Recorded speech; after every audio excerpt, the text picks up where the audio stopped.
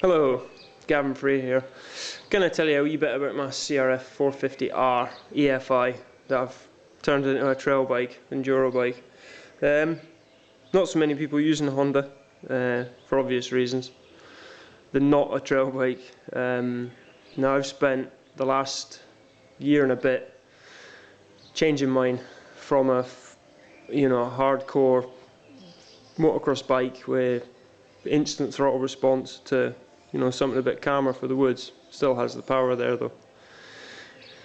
So this is what I did to convert to the CRF, which comes with quite a tendency to stall when you open the throttle, flame out as the Americans call it.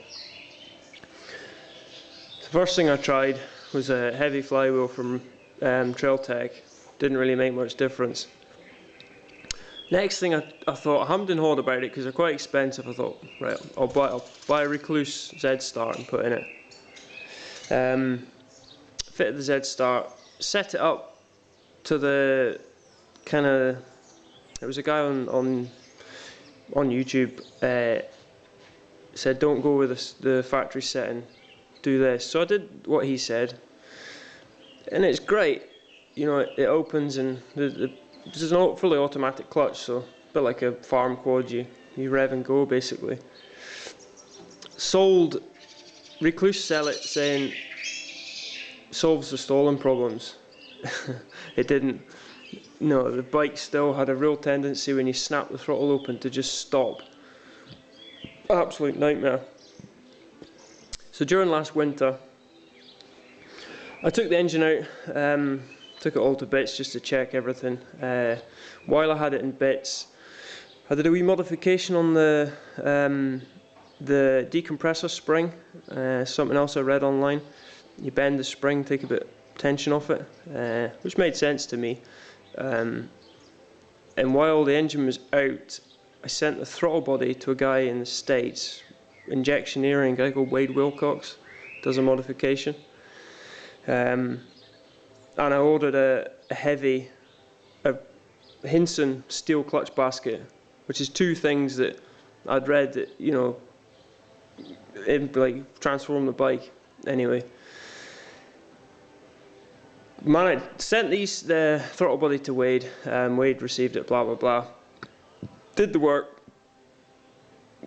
and I try not to badmouth the guy too much because he's done a good job, and I've got the product back, but it wasn't easy. I had to badger him to get it back. So if you're sending stuff there, yeah, try and find somebody that lives local to him that can go around and knock on his door if you don't get your product back. But anyway, so both of those things came back at the same time, the clutch basket and the throttle body. So when I rebuilt the bike, put everything back on it, instantly it was transformed. I mean, the Wade Wilcox is a genius. Like, the work he did in the throttle body was second to none.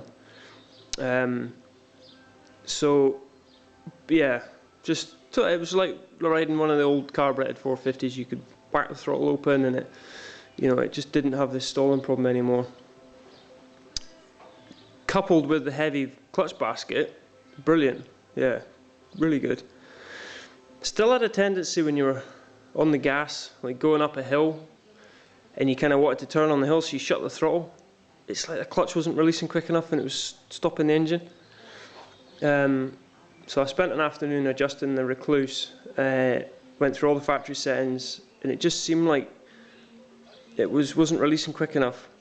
So I started taking the weight ball bearings out. Took the 3 out that they recommend, and I took another 3 out. Thought, they don't recommend this. Still wasn't right, so I took another 3 out. So I'm doing 18 balls now, ball bearings, and it's brilliant. It bites a little bit higher up, but you can, really work the engine and then shut the throttle in gear, and it just goes back to tick over, runs mint. So, apart from a few other mods like 18-inch back wheel and some lights, skid plate and electric fan. That's another thing, the bike's electrics are more than man enough to run the small Spall fan and the lights at the same time. Yeah, It's actually a really good bike now. Yeah, you can go in the woods, you can potter around it, tick over and snap the throttle open, and pop over tree stumps and logs and stuff, and go through ditches, and it just stays running all day long. Really good. So it can be done. It takes a bit of work, time, money. So it's worth doing though. Nice bike, like. Yeah, definitely recommend it. Cool. Well, I hope that helps. Anyway.